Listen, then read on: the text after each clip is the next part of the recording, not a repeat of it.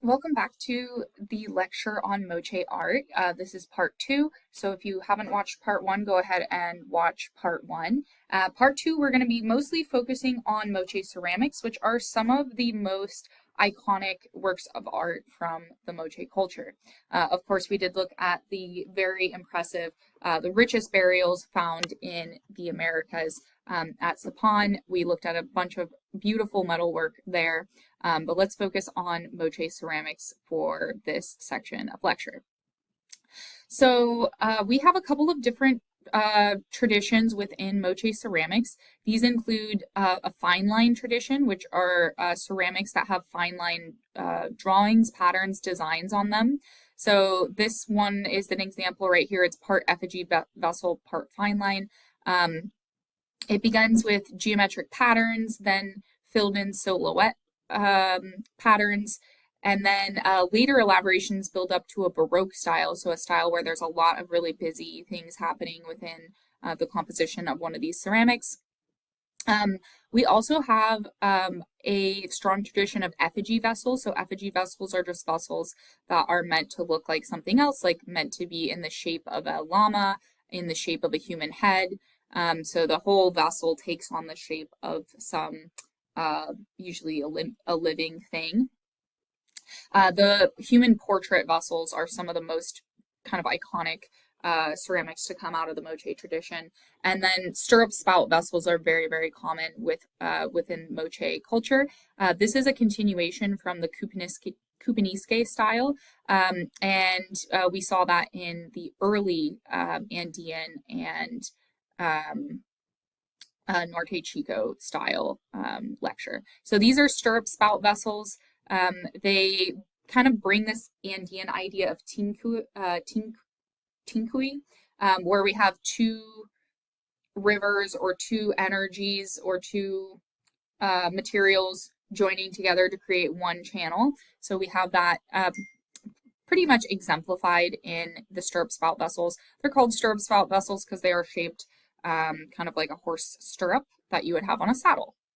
And we see these with effigy vessels and with more simplified vessels as well. This is a drawing, a rollout drawing of a fine line scene known as the revolt of the objects. This one is similar to the presentation theme in that it tells us a narrative and it gives us an insight into some of the kind of folklore and worldviews that the Moche valued. So this one is known as the revolt of the objects. This tale tells the story of magically animated weapons and tools that are given tiny arms and legs. So you can see like shields and weapons with little arms and legs are rising up, and this one has its little arm tied up its master. So they're turning and revolting against the humans. The humans are trying to run away. And this story is still told today, and it represents the Andean idea of Pachacuti. Pachacuti is that chaotic times that bring in a new order. So this one's from the early intermediate period, and it shows this kind of historic Pachacuti of when the world was turned upside down, the objects turned against the humans, and then after that, a new order came into the world. This is an example of a llama effigy vessel. Llamas are of great importance in the Andean region, both as beasts of burden and sources of wool and meat. This vessel depicts a resting llama loaded with 2 sacks of goods. The rope which passes through one pierced ear serves to guide the animal in a caravan. So just like today up in the mountains, we have mule trains, mule caravans. We still do this in the Sierras for land management because you can't really bring vehicles up into really steep, narrow trails, but pack animals, including llamas in the New World, were quite exceptional at navigating these kind of tricky regions. So we do see many llama effigy vessels in the Moche culture. And Moche ceramics are really what brought attention to this culture. We had in the 20th century, there was a tradition of people just going out into the desert and looking for moche vessels buried out in the sand. And then, of course, more recently, archaeologists and art historians have been studying them more systematically. But unfortunately, a lot of the moche vessels that we have, we don't know their original provenance. We don't know their original setting, because a lot of them did come from, looted sources. So this one is from about circa 150 CE, and you can see the great care that's being taken to give this llama a really expressive face. Many moche vessels were mold made, so they could be mass produced. However, even when these vessels were mass produced, they still required quite a bit of manual labor to burnish them. Burnishing creates this really kind of smooth, shiny surface on ceramics without necessarily needing to be glazed. And you do this by, today, ceramic artists will oftentimes use the back of a spoon to kind of rub all the grit down further into the body of the clay so that it only exposes the smooth area. The moche probably use soft river stones and pebbles for burnishing these works of art, but that takes a lot of time. And then they were typically painted individually by hand. So there's quite a bit of variation in the finished works of art, even if they were created from the same mold. But perhaps the most well-known of all moche ceramics are their very famous portrait vessels. We see a high interest in naturalism in these portrait vessels. We see unique identifications of individuals, which means that they are almost 100% portraits of specific individuals. Although some of these are mold made, we see really distinctive facial features. They definitely look like, if you knew these people on the street, you would recognize these portraits. These aren't just generic individuals. We also see a lot of effort being taken into creating their headdresses. This one has double birds on it. This man has painted on, we can get an idea of moche textiles. Unfortunately, the climate where the moche people was not quite as conducive to preserving textiles as it was, say, for the Paracas and the Nazca. But we do get an idea of the kind of textile designs they had. We also get the idea that they would practice body and face painting, because some of these vessels have blocked stripes of colors on their faces. And here are a couple other examples of these portraits. This one shows a face that has partial facial paralysis. So we see an interest in showing the young, showing the old, showing people with this idea of verism. So verism refers to truthfulness. We use this when we talk about portraits that are meant to show people how they really were, show all of the small irregularities or so-called imperfections in people's faces to really express how they actually looked in life without just being a generic drawing or generic face that's kind of meant to be, I don't know, like retouched. So we see quite a bit of verism in these portraits. We see expressions of age, partial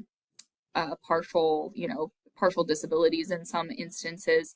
And one particular vessel or series of vessels that even further confirms this idea that these are portraits of specific people are the portraits of an individual known as cut lip by archaeologists. This is an individual who seemed to have a distinguishing scar.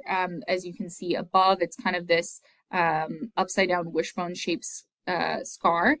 We do see images of him throughout his life that show this commitment to portraiture. The early vessels of him, we see he's more youthful. He has a more round, kind of plump, baby fat face. And then later portraits of this individual, we see his face kind of gets a little bit longer. He loses a little bit of his body fat, or baby fat. He has more of a pronounced chin, but this wishbone shaped scar remains on his face. So By the time archaeologists estimate this man was in his 30s, he oftentimes is depicted wearing ornaments, and ear ornaments and black painted patterns on his face and neck. Um, and so these many portraits of Cutlip, beginning when he was just a child, indicate that he was a member of a noble family. He probably gained additional status through participation in warfare, but was probably eventually defeated and captured. Scenes painted on Moche vessels show defeated warriors, stripped of their clothing and weapons, being marched off for sacrifice. And again, evidence of mass warrior sacrifice has been uncovered at the Huaca de la Luna in the Moche Valley. So we do know that within these various Moche groups, we see narratives depicting human sacrifice, and we actually have the archaeological record that human sacrifice was practiced. And it seems as though many of these sacrificial victims were actually high status nobles and warriors themselves, and that this wasn't just something that was reserved for the lower class. So here's a detail of Cutlip's cutlip. Again, we see a real focus on depicting an individual with kind of all of his unique features. We also have narrative images in this fine line tradition. So this one shows a sea lion hunt. So we have a mainly kind of plain globular vessel here with a stirrup spout. We have some three-dimensional features up on the top, but the main scene that we see, and I believe there's a rollout of this particular scene in your textbook, this bottle depicts a hunting scene where we have human hunters wearing loincloths, turbans, and bags tied around their waists. They hold sticks or long clubs with rounded ends. A line of waves and irregular mounds filled with small dots, probably representing sand dunes, locate the scene in a marine environment. So we see the waves here.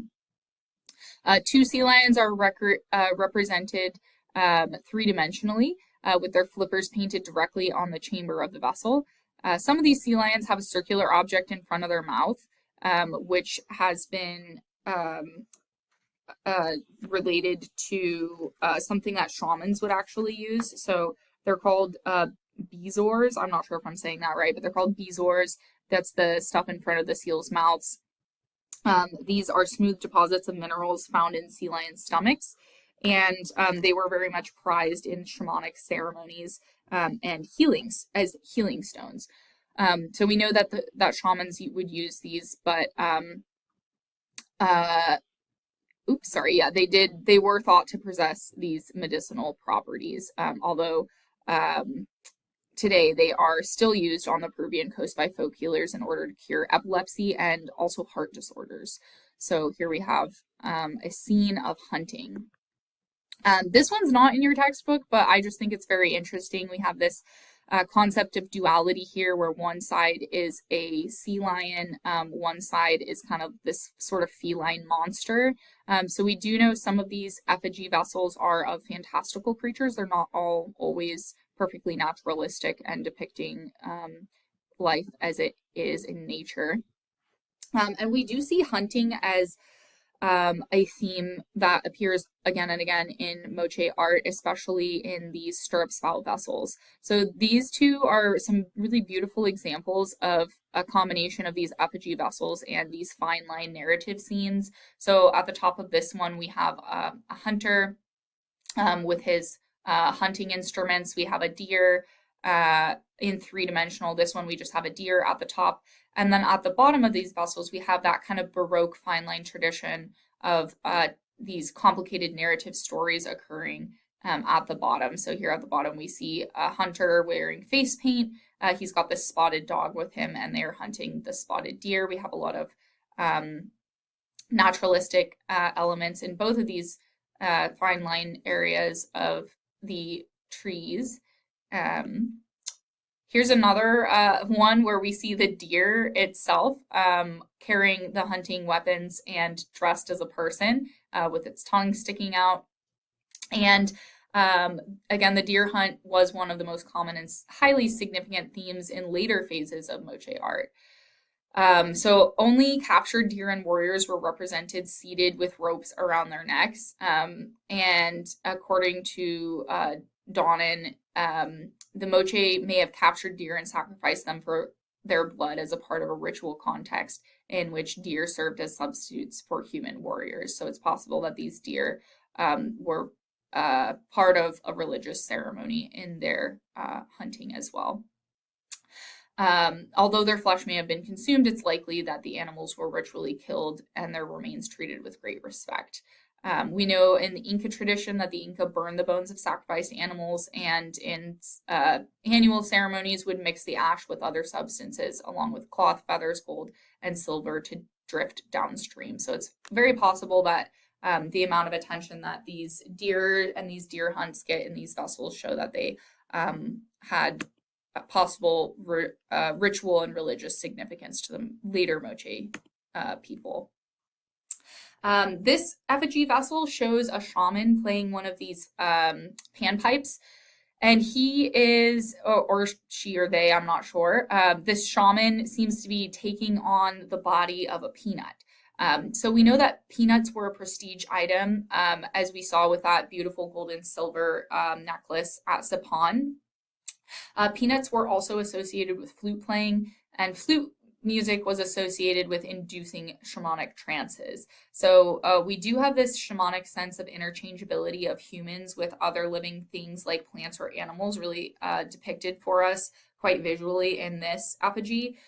So in many shamanic traditions, it's believed that during the trance, the shaman's spirit can transform into different animals or plants, and their visions can reveal certain things that they wouldn't have had revealed to them otherwise.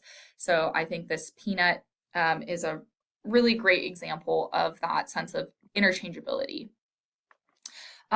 We also have this vessel, which is not the only vessel of this kind, but it shows an individual who has survived a parasitic condition known as leishmaniasis.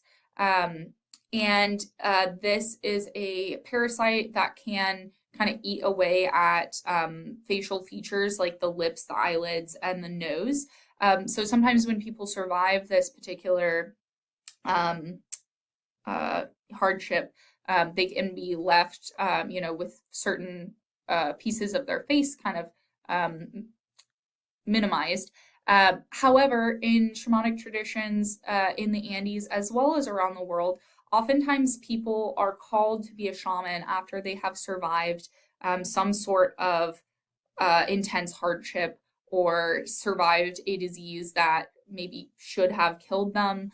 I did attach a TEDx link to Canvas where a man who studies modern shamanism talks about this shamanic calling, where people, have some event that happens to them early in life, and then they are kind of called to be a shaman through that, and they're mentored and used, mentored, and they learn how to use their skills to serve their community as a shaman. So you don't have to watch that one, but it is linked on Canvas if you're kind of interested in how there's a connection in many cultures between shamans and these people being called to shamans who have experienced something very difficult and overcome it. So that's that. I'm gonna skip through that. We also have owls as a very common motif in Moche art. If you remember in the presentation sacrifice scene that we looked at the beginning of the first part of this lecture, you know that one of the priests in that sacrifice scene is an owl priest. We also have quite a lot of effigy vessels from Moche culture, including owls. We know that owls are associated with kind of the nighttime, and their flight is so silent that it seems very uncanny and kind of magical. So it is likely that these owls had some sort of religious or spiritual connotation, especially with the fact that we also have shamans wearing the guise of owls during their ceremonies. So this one is from about 200 to 500 CE. It's about 9.5 inches tall, so it's a pretty good sized vessel. We also have this example of a woman shaman with an owl head. She's wearing traditional clothing of women in Moche culture. And she seems to be in the process of curing a patient. So again, we have this strong connection between owls and shamans in Moche culture. We know that this individual has been identified as a shaman because modern shamans can identify all the tools of the trade that are right around her. This includes the 4 strings of espingo seeds, which is a potent hallucinogen, that are in front of her. This one's from the early intermediate period, so it's this beautiful combination of an effigy vessel with that fine line effect as well. We also have other sorts of effigy vessels from within Moche culture. This one's a really rare scene because it shows childbirth. We have some midwives helping this woman give birth. So this one's kind of rare. However, we do have within Moche culture a very strong tradition of erotic pottery and also these skeleton effigies. So I don't have any that show anything super explicitly sexual. However, it is a genre and there's plenty of images on the internet and in different museum repositories. However, we do have this theme of showing skeletons interacting with each other. Oftentimes they're showed as little families. Sometimes they're skeletons engaging in sex acts with each other. Sometimes it's skeletons and regular people engaging in sex as well. Most of the erotic pottery that we have from the Moche shows hetero and non-reproductive sex. But there are examples of same-sex couples as well, along with skeletons and people. So we seem to really have a lot of themes in these group effigies of sex and also life and death. So some scholars believe that some of them may be meant to just be humorous or kind of bring this idea of humor into these kind of existential thoughts about life and death. There's also a fair amount of like animals having sex as well. So again, I didn't bring any of those photos to this lecture, but they're out there. So we do have these effigies of, you know, moments of life, moments of families and couples in death, and also in sex in Moche ceramics. This one is a top view of a flaring bowl, which depicts weaving workshops and ritual presentations. Along the side, we have female weavers that are shown in really highly accurate detail with their backstrap looms. We have their bobbins of thread around them. And we also have either models or their finished work around them. We also have images of males in elaborate dress that interact outside in a courtyard. So this speaks a little bit to some of the gender division of labor that seems to be present in Moche culture and in a lot of Andean societies as well today. This is an example of a modern backstrap loom. So a modern backstrap loom is pretty efficient because you can tie the loom to a tree or a post in your home and kind of lean back to create that tension to keep your threads straight as you move your threads in and out to create your weave. So today, even today in a lot of the Andean regions, textile making is still a huge part of their tradition and also a huge part of the economy and the trade as well. This is a detail of a figure from a Moche Wari textile. It's made in slit tapestry technique. It's very characteristic of the coastal tradition, but in an angular highland wari style.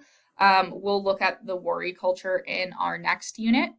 And this piece represents the late Moche interaction with the foreign wari people. There's a possible connection to the staff god that we've seen throughout early Andean art. He's also sometimes known as Viracocha to the Incas, but this is a possible depiction of this same deity who I have images from Chavin. This figure that's shown frontally holding staffs. Here's an example from the Coupe-Niske style, this staffed deity. So I know this second part, this ceramics was fairly short, but next time we will be looking at the Tiwanaku and the Wari art. So I'll see you then.